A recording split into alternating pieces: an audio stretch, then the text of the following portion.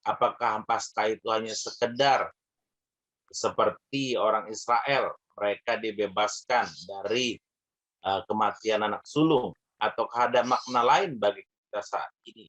Nah, hal-hal itu kira-kira yang kita juga mendengarkan bersama-sama, belajar bersama-sama, sehingga kiranya pengertian kita tentang Paskah hari ini dapat juga meneguhkan kita kembali, dapat memberi penguatan kita kembali, dan tentunya dapat mengubahkan kehidupan kita.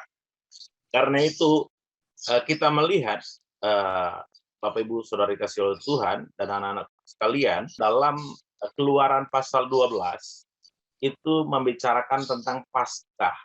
Ya, sebetulnya Paskah ini bukan hanya bukan pertama sekali.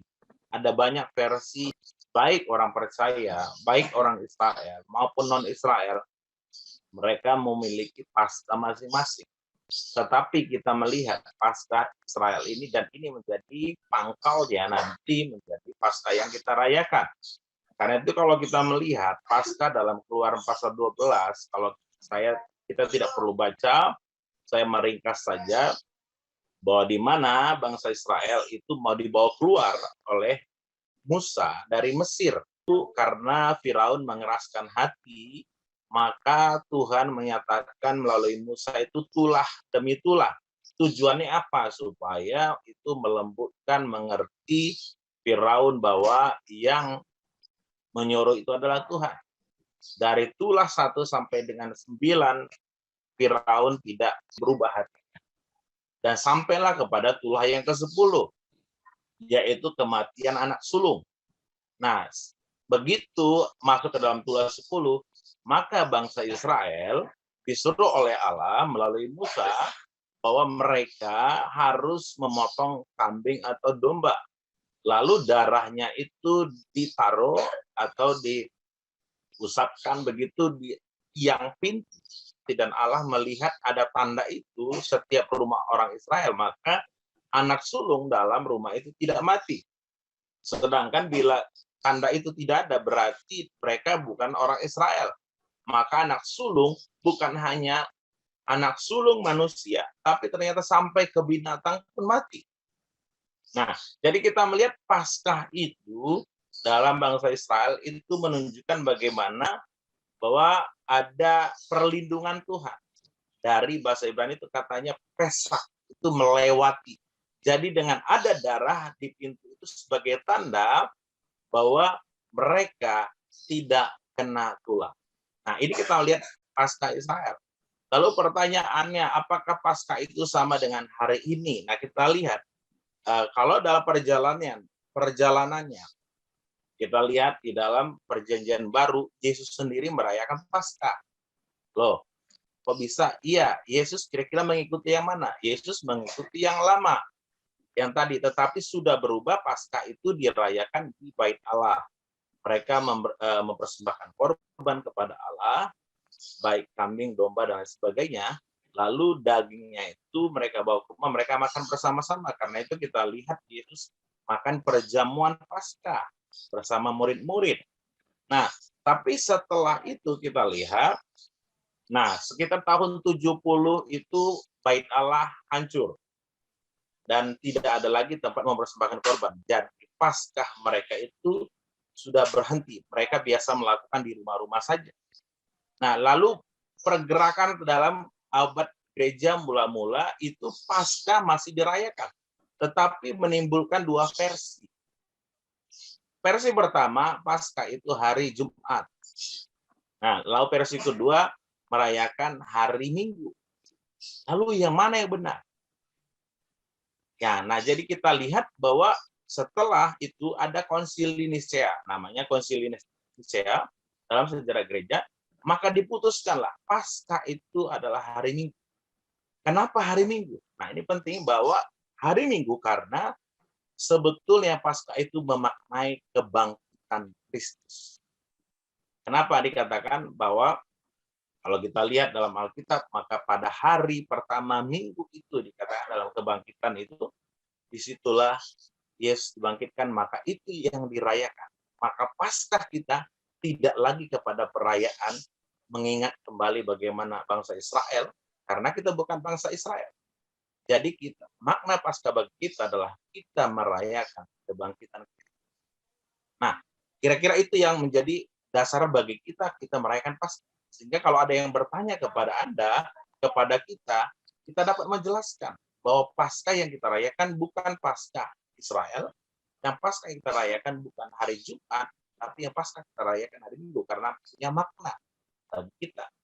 Betul, memang kalau yang merayakan Jumat itu mereka Yesus mati di kayu salib sebagai domba, sebagai apa yang namanya korban, betul. Tapi sudah diputuskan bersama-sama bahwa kebangkitannya lah yang dirayakan. Jadi kalau kita sekarang merayakan bersama-sama, maka kita rayakan adalah kebangkitan Kristus. Sebab anak domba Paskah kita juga telah disembelih, yaitu Kristus. Jadi siapa domba Paskah? Bukan lagi domba. Siapa korban Paskah itu bukan lagi kambing. Tetapi domba Paskah itu adalah Kristus. Lalu apa? Kalau Kristus menjadi domba Paskah, apa maknanya bagi kita? Nah, kalau Kristus menjadi domba Paskah, maka dia adalah manusia sejati, manusia sempurna.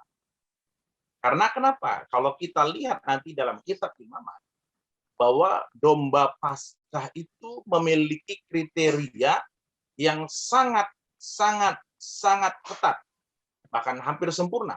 Kalau dia binatang, kalau dia domba, maka domba itu pun domba yang terbaik, tidak bisa asal-asalan, dan dombanya pun bukan domba yang tua, apalagi dombanya sudah tua, kurapan lagi, bukan. Domba itu masih muda, masih bagus, dagingnya masih enak. Jadi itu yang dipersembahkan, yang terbaik lah. Jadi itu diatur dalam ibadah Israel. Kalau mereka mempersembahkan korban, mereka harus punya kriteria. Nanti kalau kita lihat dalam kitab Imamat itu begitu rupa luar biasa ketat. Sehingga domba itu betul-betul yang terbaik. Nah, ini menggambarkan penggambaran ini semua. Karena itu kalau kita lihat kalau kita memahami Alkitab luar biasa. Bahwa itu semua hanya tipologi atau menggambarkan sesuatu yang belum real. Nah, nanti akan terjadi, yaitu melalui Yesus dan menjadi domba Paskah yang sempurna.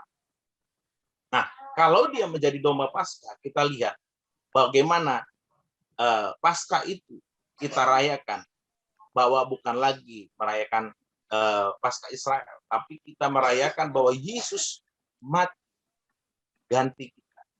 Ingat bahwa dosa, manusia itu semua berdosa. Roma 3:23, karena manusia telah jatuh dalam dosa.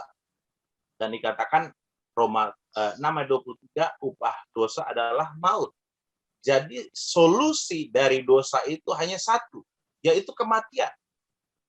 Kebinasaan. Lalu bagaimana supaya tidak binasa? Maka ada yang menggenapi kematian itu. Maka kematian itu harus dibayar. Lalu siapa yang bayar? Saya tidak mungkin membayar karena saya manusia berdosa. Maka satu-satunya yaitu Allah dengan inisiatif sendiri turun ke dunia dan dia menebus kita dengan mati. Kan tadi ingat bahwa upah dosa, menggantikan dosa harus ada korban. Nah, kalau kita ingat dalam perjanjian lama, kalau kita punya kesalahan, maka harus untuk pengampunan dosa kita harus mempersembahkan korban. Kalau kita nggak punya uang, ya mulai dari burung perkutut. Kalau punya uang, mungkin domba, kambing, dan sebagainya. Nah, coba kita renungkan.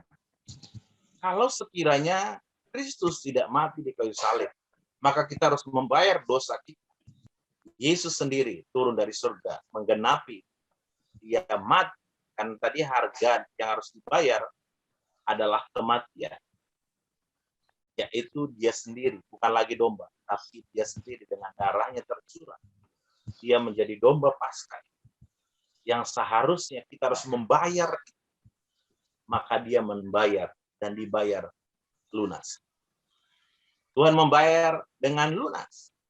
Tuhan tidak membayar dengan kredit, cicilan. Tidak. Tapi Tuhan membayar dengan lunas, dengan dirinya sendiri, dengan mati di kayu salib, menjadi korban sejati. Karena dia adalah manusia sempurna, tidak berdosa. Dia layak kategorikan menjadi domba. Jadi itu makna bagi kita. Kalau kita berbicara tentang makna Paskah bagi kita hari ini adalah bahwa yang pertama kepastian Yesus adalah domba Paskah. Jadi bukan lagi domba yang binatang itu, tapi domba Paskah itu adalah Yesus. Yang kedua bagi kita adalah mendatangkan kepastian keselamatan. Paskah itu menunjukkan, memberikan bukti bahwa kita memiliki kepastian keselamatan. 1 Korintus 15 ayat 17 sampai dengan 20. Jika Kristus tidak dibangkitkan, maka sia-sia kepercayaan kamu dan kamu masih hidup di dalam dosamu. Jadi kalau Kristus hanya mati lalu tidak bangkit, berarti dia tidak menunjukkan bahwa dia adalah Allah. Dan dikatakan tadi, maka sia-sialah kepercayaan kita. Kenapa sia-sia? Ya karena kita percaya kepada orang yang salah. Tapi dengan kita melihat bahwa Yesus itu bangkit, ini menunjukkan bahwa dia adalah Allah. Dia bukan manusia biasa. Karena itu kita lihat ayat 17b dikatakan, maka sia-sialah kepercayaan kamu dan kamu masih hidup dalam dosa. Kalau itu tidak terjadi. Tetapi karena itu terjadi bahwa Yesus bangkit, dia mati dan bangkit. Demikian juga dikatakan, jadi yang benar ayat 20, tetapi yang benar ialah bahwa Kristus telah dibangkitkan. Jadi kita melihat ini membawa kepastian. Kepastian keselamatan sempurna yang dilakukan Yesus. Tidak perlu lagi ada korban